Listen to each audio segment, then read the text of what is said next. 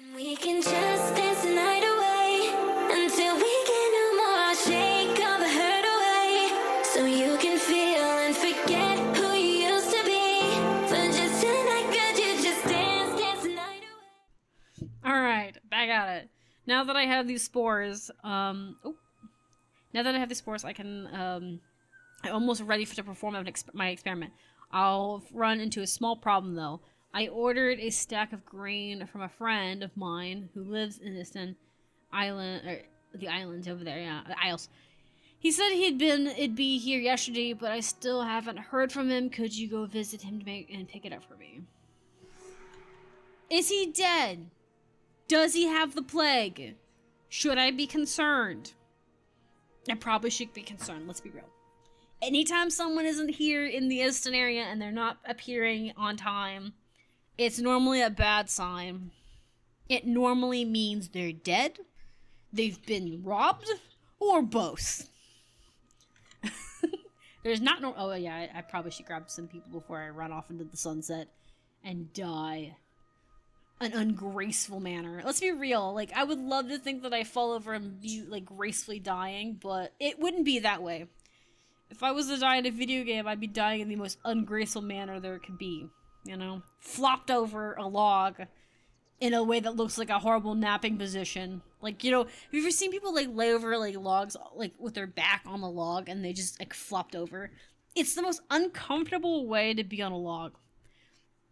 I had a relative who, did that one time. He was laying on the log, and what he was doing was, we were playing, and my cousin wanted to scare my other cousin by, pretending to be dead. So he flopped over a log in the worst manner ever. But our cousin was so much younger than he was. I mean, like, he was, like, 2 or 3 years younger than me.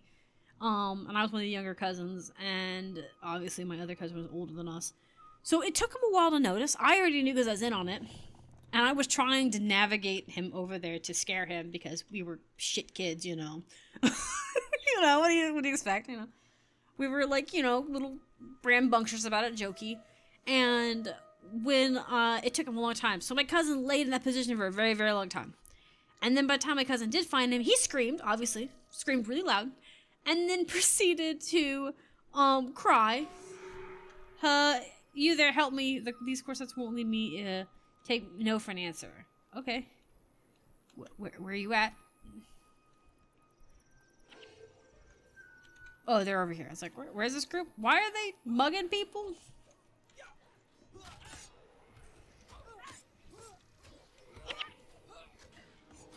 Why are you mugging people? Do you have any shame? Go farm yourself. You guys got enough people to go do something, you know? I want to make a book about that. I want to make a book where there's a group of bandits or a group of pirates, but they, like, have their own island and they grow their own stuff. They still have to steal to compensate for some of it, but they're working on making that, like, minimizing it, you know? They, like, cover their own food wages, but they, like, steal gold to trade for other goods they can't get all the time. For fancy stuff. Brings you these parts. Delayed delivery. Whew, that was close. Squatters were very angry. I can only imagine what they might have happened if you hadn't been here.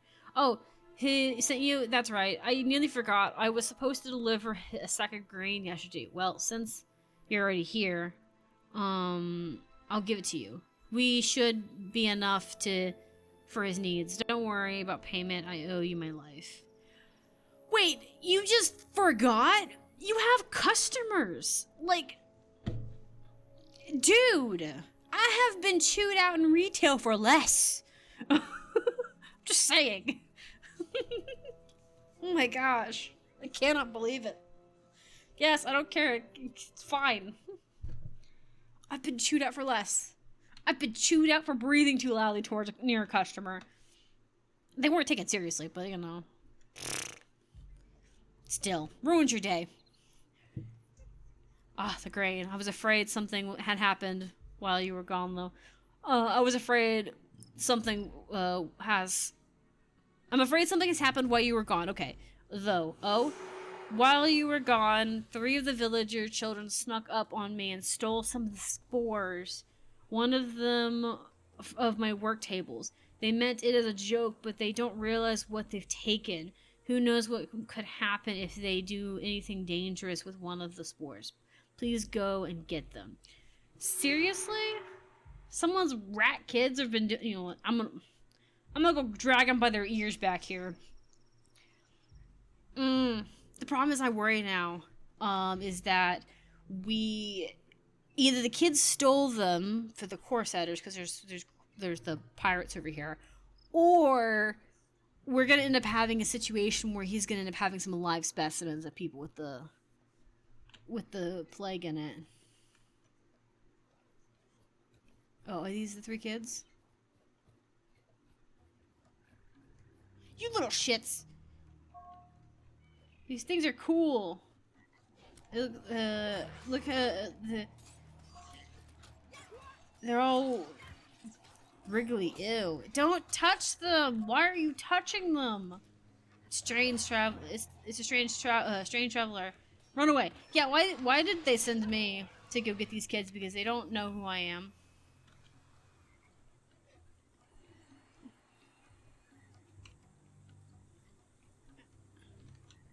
Also, kids, why? Why are you... Okay. I remember being a kid, and I remember being morbidly curious about stuff. But I also remember not stealing things from my, like, friends and family's table, like, ever. Also, why are the pirates not, like, getting the kids? I mean, don't get me wrong, I don't think they should, but maybe it'd be interesting if they at least stop what they're doing to look at the kids running by. Because let's be real, that would be a weird thing to see in the woods. Even with them being a village nearby.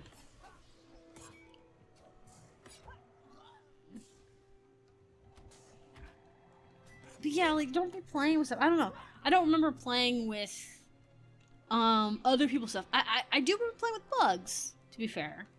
But I don't remember stealing things off my dad's table and doing that. I was always taught not to touch things that didn't belong to me, especially when it was work-related for my dad and things. Or my parents, because it's just not my business. It was not mine to be messing with. My parents' favorite line was like, well, do I mess with your toys? No. Then why are you, like, fiddling with my stuff? Yeah.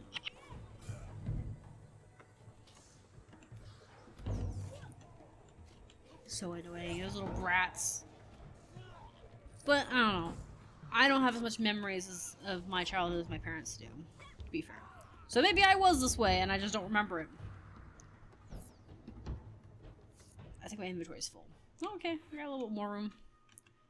I was like, do I know where these kids went? I was like, do I have to start running through all of these people just to get through? It's really annoying otherwise.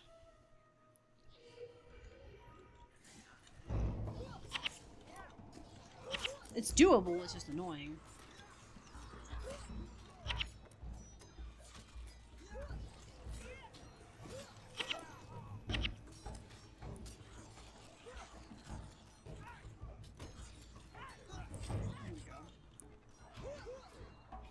I think he's gonna end up, these kids are gonna get infected, and we're gonna have to cure them. Which is gonna give him insight on his paper on the information, but it's also gonna scare the man half to death. Because he's got these kids that he's gotta save now.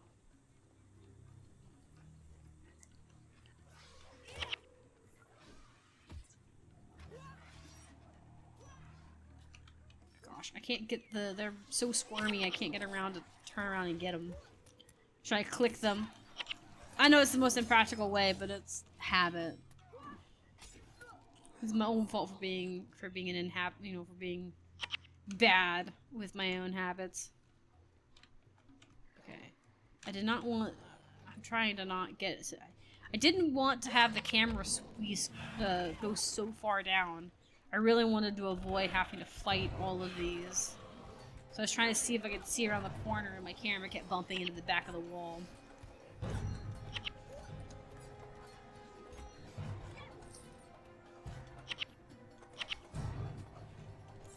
On the bright side, I do have all this money. I just didn't see it. I also have an instant chest I can actually use.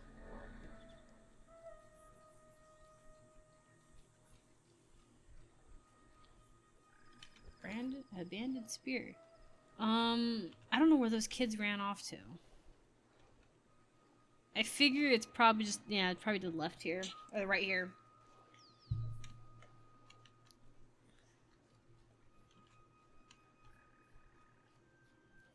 Oh, there's one over there. Two. I wonder if they're all gonna meet up at the same place. That's what I want to know.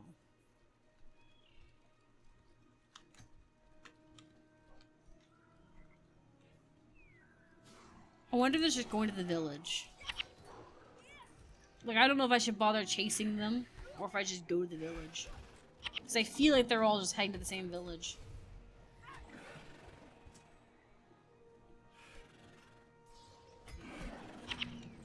And they're just taking the long way around.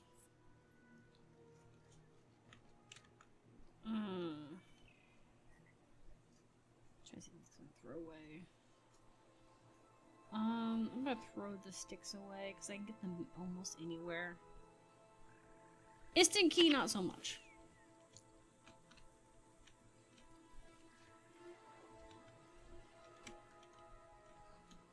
I don't know which one's better to go through.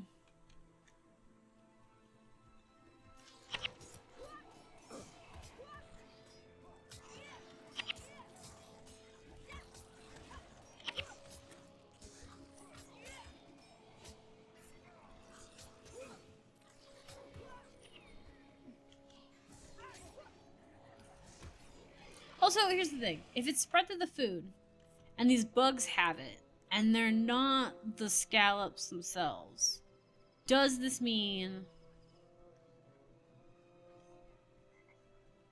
Well, I said not to talk to strangers. I don't care. You're going to talk to me, whether you like it or not. Okay, fine, you caught me. Yeah, I caught you. Get home, you little scrap. Scrapped DNA. It is annoying that I also have to chase them through everything. Why we have all these Condi enemies here. Come here. No fair. You cheated. Cheated? Cheated! Oh, you wanted to talk about cheated. Okay. I will hang you up by your shoelaces. If you don't have shoelaces, I'll give you them. Disrespectful. Okay, you know the funny thing is, off topic of that, I had an aunt who used to tease about hanging people up by their shoelaces when we're like kids and stuff. She never did it, mind you, but she made the threat. So we've already done... There you are, you all did come back to the same spot, okay. She made that joke, but she would never actually do it. Meanie. Oh, I'll show you Meanie. She used to tease people about hanging out with their shoelaces. I had a friend in my school who was like, that's child abuse. That's mean. And I'm like, my aunt would never do that for realsies. It's a dramatic way of saying she'll get us if we don't stop what we're doing. You know? I'm like, because this one classmate, or one friend of mine was very sheltered to the point where she was a brat. And I say that because she had no discipline. Her parents barely disciplined her. I'd get slapped on the wrist. She'd get slapped on the wrist while I'd get smacked for some of the things that she does, you know, kind of thing. It was really funny because she'd be like, that's child abuse. And I'm like, no, it's not. She's like, well, you get spanked, so you don't know what child abuse is. I'm like, I know exactly what child abuse is because I have other relatives who do abuse their kids. And this is very obvious. There's a big difference between your parents grounding and giving you swats every now and then than someone come after you with a pan and a belt and a switch in the same week. You know, I don't know. My parents were like very good about not being unfair, and like I said, they never ever left a bruise on me. Like the only time I think that I've ever had a bruise left on me by my family was when we were roughhousing in the living room, like because it was like a wrestling match with my dad.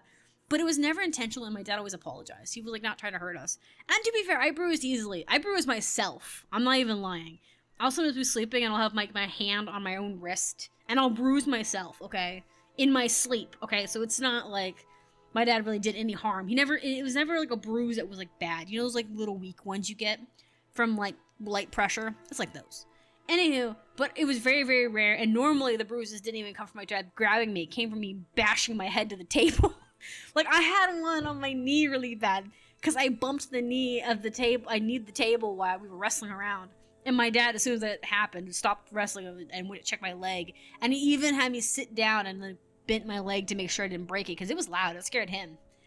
But like it was never anything like unusual. And I got more like bumps and scrapes and bruises and broken skin from roughhousing outside and playing on a bike unresponsible, where where you're hanging off the bike when you're not supposed to. I remember that. It's just nice. I was like, I've never ever had a broken bone. I've never had my family ever break any part of me that was intentional. And there's like, an obvious thing to it. I remember with just fondness. it was fun. Like, it was never meant intention. I had more bruises from my sister than my parents ever. Like, my parents never, like I said, there's a few times where I was wrestling with my dad in the living room where my mom grabbed me because I fell. There was one time my mom left a thumb mark on my wrist, and she felt so bad. It was like on my forearm. But but the thumb mark was there because I was about to fall, and I wasn't paying attention. I was talking to her and I was walking, and there was a wall. It was like a 5-foot drop, and I want to say about 11, so I would have survived it, but I'm fat too.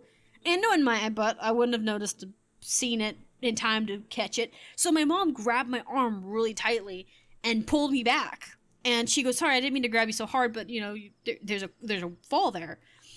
And it was like we were like walking on a trail, I think, and it was kind of a rocky fall too. So it was 5 feet down, but it was going to be a rocky fall too. So my mom left a bruise on my hand. I had like fingerprints on my hand from where she grabbed me, but she didn't put it there because she was trying to be mean. She actually was saving me from the fall. I actually had a teacher ask me if someone had grabbed me at home, and I said, "No, my mom grabbed me because I was about to fall down." And she looks at me and goes, "You weren't paying attention?" I'm like, "No." She looks at my paperwork. She goes, that checks out. Because she could see that on my paperwork it says special ed. Talking about all my problems. My special teacher was brought in and sat down, and they're like, "Is she..." she's like, "I see that," because it was like a counselor. She's like, "I see that she's forgetful." And she said it in the way, she says it the way adults would say it when you're like, I know she's, they're trying to be polite. Instead of saying, "I see she's a dumbass on the paperwork." They can't say that. Like, "I see she's special." Does she not pay attention very well? And my teacher looks at me and goes, "She's many things. She's very sweet. She's very happy to be around everybody and very good. But she is a little clumsy." And the look my teacher gave her was this: "She's very clumsy," but I because I was old enough to remember this. As an adult, as a kid, I didn't understand what the facial expressions were going on about. But as I got older, I realized the sarcasm, and I could remember the face expressions of my teacher, where she's like, "She's a dumb one." Like, my teacher really wanted to be like, "She's a dumb one, but she's our dumb one and we love her." Is basically what it was, all the summary of it. So she called my mom, and my mom said on the phone, because my mom told me later, she's like, I came home and she's tearing up. She's giggling, but she's tearing up. And I was like, "Are you okay, Mom?" She's like, "I'm fine. I had a conversation with your counselor today. They thought I was grabbing you roughly and stuff like that." And I said, "Yeah, I told them that it wasn't malicious." She goes, "I know." She goes, "We had a good conversation about it." She goes, "It's nice to know that your teachers love you, but they are aware of your limitations." Like, she was meaning it in a nice way. I'm like, "Yeah, I'm glad that they know I'm stupid." My mom's like, "I wasn't gonna go there." But like, she goes, I thought as soon as they called, I was going to be in trouble. And I was going to, and my mom was very apologetic, my teacher said later. But it was really funny because I'm like, "It's fine." She goes, "They're not going to press anything because they know that, like, it's pretty obvious. It's not an intentional thing." But, like, it was funny because they were a little concerned until they read my paperwork and they're like, "No, this one's stupid. That's fine. That's fine." She doesn't pay attention. Because I ran into walls one time. I had a lot of bruises on my elbows growing up as a kid, like on my forearm, because I run into the corners of walls. I still do that. I'm an adult. I'm in my 30s. And I still run into the corners of buildings. Like, my husband has got onto me for for cutting corners in the doorway into our room, more often than not. So, like, my special flavor never went away. It just got older and stronger. It's like the crappiest kind of wine you can find. He gets on to me and he's just like, "Hey, be careful." He's not into being mean. He's just like, "Hey, be careful. You don't have to rush around. Stop speed walking." Ah, exciting. Excellent, excellent. I knew you. I could count on you. None of the children were hurt, I trust. I hope not. I signed notes you. I signed notes you found is. The signed notes you found was intriguing. Is the name I recognize. He was a famous scholar that was presumed to have died during the time of the plague. Perhaps he fled the city and survived. If that's the case, he may have studied the plague and written about it. If you can travel there and find the information, the farm referring to him, maybe there was some information with the plague. Okay, yeah. I figured that would be our next stop, is to go and find him. And then we had the distracting mission of the children being brats. I'm so mad. Anyway, I didn't mean to go off on a tangent, but, like, it's just one of those things that... Sorry, I was trying to sit here and think. I was trying to think about with the Istin key and stuff. I was trying to decide if I wanted to use that chest again, or if I wanted to, deal with this inventory. I'll wait until after I'm done recording, I think, because I got 10 minutes. I think that no loot that's going to drop in 10 minutes is that fantastic. I say that, and then it's nothing but good loot, right? But I didn't go for the tangent, but I'm remembering how I was as a child, and remembering that I was dumb for sure, but at least I didn't take from people things that weren't mine. My dad didn't like thieves. He didn't think thieving was a good thing. He says there's one thing different for like stealing for food to survive, but he didn't like when you were stealing things that were not necessary, like stealing computers or PlayStations or stuff like that. He's like, you don't need those to live. You don't need those to live. They're happy and they're nice things to have, but they're not things you need to live. He's like, if you're stealing medicine for your kids or food, he's like, I get it. Still wrong, but he's like, I don't agree with that. And he's like, I won't raise thieves. You know, my parents would never steal for food. They said that they would hope to never have that be a problem for them. Luckily, my family side. Family is very big on both sides, and none of my family on either side would have let them starve. So my dad said that we're lucky and fortunate to have that support. He says that's why I don't really get upset with other people for stealing food as much, because he's like, some people don't have that support like we do. But he goes, but you have no excuse. And he pointed at me about it. He's like, you have no excuse because you have loving parents, grandparents on both sides who would take you in a heartbeat and feed you till you were fat and would be unable to walk straight, you know. He's like, we, your parents, are not lazy, and we will do everything in our power to make sure you're fed, you know. And my parents did. They would go, there was times where my mom would have to go make runs where she would ask her friends and family for, hey, can I borrow a can of green beans from you? Can I borrow a cup of sugar from you? You know, and then my mom and dad would pay them back tenfold. Because they always preferred to pay them back with interest. Because my mom and dad always wanted to be in good terms with people that they borrowed from. Because it's the polite thing to do. But also, it makes it to where if you wanted to borrow again from them, they're more likely to give you lend you out. Because you never know when you're going to need the backup. And I'm like that myself, too. I'm very much, when I borrow from somebody or take from somebody, I make sure to try and give back as much as I can in return. Because of the fact that you want them in your corner and you want to have a good credit with people. Not necessarily financially speaking, but in general, you know. Like, my grandma would sometimes, I remember my grandma Ann, my mom's mom, giving us some canned goods every now and then, or giving us some leftovers from her food or whatever, and then my mom would buy her groceries when she got her paycheck. She'd buy her some things back to refill her pantry or whatever, and it was meant as a way to pay her back, and it made it to where my grandma lost nothing by doing that. Same thing with my other grandma as well, my dad's side. Like, you know, and my sisters and I are also like that too. You have to keep fair because that's what is expected of you, you know. I wonder if this village is of the people these are built on survivors of this plague. I have a feeling that's the case. It explains why they're out here in the boonies and they're not dead. They've survived a plague. It can't be that bad, right? Farmer. What can I do for you? I'm afraid I don't recognize that name, you know. There is the old chest. See.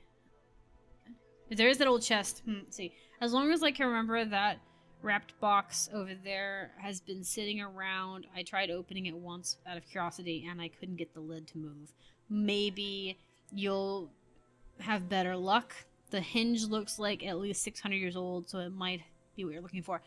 Really? What is wrong with everybody not being able to open a 600-year-old like chest? Okay, like I get that we have our like the Nokia phones or whatever, the ones that were indestructible, but you can't tell me that they built indestructible chests from 600 years ago. Okay, bullshit. I think you're weak. You're a farmer and you got no excuse. Go lift some muscles. Even if you're a fish farmer, honestly, he's probably a fisherman and he's still messing up. The chest is soundly locked. A few hard kicks convinces it to open. See what? I'm a little lady, and I mean, you're a fisherman. You've been pulling nets in full of hundreds of pounds of fish, and you don't have the upper strength to lift it or the horse of a foot to kick it. Bull. Honestly, if you had to compare a fisherman and a farmer's strength, especially in the past, I think a fisherman was a little bit more physically strong because they didn't have the pulley systems they have now. Fishermen, and well, there's still obviously fishermen who fish the old-fashioned way, net and pulling it in, but I feel like they were physically sturdier because they had to contend with the waves, so they had to like stand with it, and then on top of that, they had to pick up these heavy cages of nets and stuff, crab cages and stuff like that. I think now it's kind of more even somewhat depending on the type of fisherman. Like if you're a crab fisherman, you're in a league of your own. Because how dangerous it is. But like in the history. So like why are you so weak? That's what I want to know. How did you not have the strength to kick it open? It's opened thoroughly and within a small simply drawn map along with a dusty note that reads, "My friend, as you are likely discovered, the plague has not been confined to the city. It has only been a day, and I had already begun to afflict those around us. I have no choice but to take your wife and son with me to the small village of Campment and book passage to the mainland. I hope to flee the plague's effect. I am most certain now that this has something to do with the grain we harvested. So that's why we wanted the grain, was to test it. So I hope that the mainland is protected from this horrible mainland. When you find this, make haste to Camden. If you cannot find me, follow the map I left in the chest. If I leave Easton, I will bury the message there for you as well. Your wife and son miss you very much." The map seems to indicate the location near the entrance. So here's the thing. If this is still here, he never made it out of the city. So this guy, man, imagine that. That would suck so much. His friend is writing him, and this is happening within such a short period of time.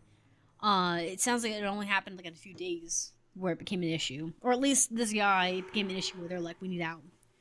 But man, he's writing to a dead man, and he doesn't even know it. He might assume it and pray for it to not be, but man, imagine being that way. Imagine hoping your bro is alive and taking his family with him to save them, only to like, I don't know if he ever found. I feel like he's gonna find out if we continue on the story. He probably found out.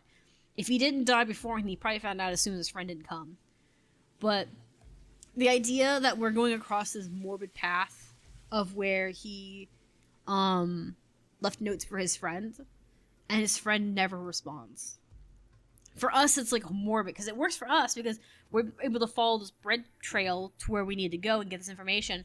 But for him, I cannot imagine that sadness of holding upon hope that your friend responds, that he comes to you and it's all well, only to be like, oh, I ended up dropping the key. Only to be like, no, only to be like, to come to terms with that your friend's not going to make it. I think that's worse, was when you're escaping a situation, escaping forest fires or whatever, or destruction, and you are hoping that everyone gets out, and then you find out half the people you were hoping to escape didn't make it. You know? It's pretty morbid. he's gonna attack us somewhere. But... oh, maybe not. It's fine. I forgot this was a starting area, and they don't necessarily attack you unless you attack them. But yeah, man. I hope his wife and kid got away along with him, at least. I have to actually have some space in my inventory. Okay. We'll just drop this real quick. I dig carefully into the dirt for a few minutes before finding a small wooden box. That makes sense. Within, I find a small leather-bound book with a message. My friend, I hope you can find this message. I am sorry for leading you on such a journey, but now that your wife and child are but know your wife and child are still safe. Iston has been quarantined, but in the chaos, the Navy cannot enforce the blockade. While I was able to was unable to find any honest captain to take myself and your family to Cormyr, I managed to find a corsair willing to grant us passage for a fee. I paid him an additional sum to allow you passage when you arrive. Head into came down to and looked for a small craft near the docks, flying a dark flag with a star on it. Speak with the captain. He will provide you with passage to Cormyr if has not already fled. When you arrive on the mainland, speak with... oh, it's the bank people, or the company. I will leave a message for you with them. I have enclosed my research on the plague within this message. Even if you cannot find me, I hope that you can find your connections to make. You can use my air connections to make sure the research will be in good shape. Aww. Okay. So we got that. So we go back to here and tell him that. Okay. I might finish this mission, by the way, before I close out. I don't want. We'll get the other mission going, but I'll get this from him. What is this? A journal? Oh, most exciting. Excellent. This appears to be containing a great deal of very useful information on the plague. A timeline of its progression, information on its origin. Well done. It's a shame that this never made its way to the research community when it was most needed. Once I perform the experiment to verify my research, I'll be able to ensure that the plague scalp is never repeated. Thank you. Oh, nice. So this is the end of it. Okay. I like that he's, like, doing research on it, but it's also really sad because we know at least he escaped with his family, or, you know, with the friend's family, but if all that's still buried, then his friend never made it out of the city. Which also makes me wonder if he never even made it home. Like, I feel like he made it home, saw his family was gone. Maybe he died during the journey to get there, which makes sense. But man, that'd be messed up. Or he got locked in the quarantine and died with everybody else. That's horrible. Alright, we're gonna move to the next game, which is gonna be Rise of the Tomb Raider. And we can just dance the night away until we get no more. Shake all the hurt away so you can feel and forget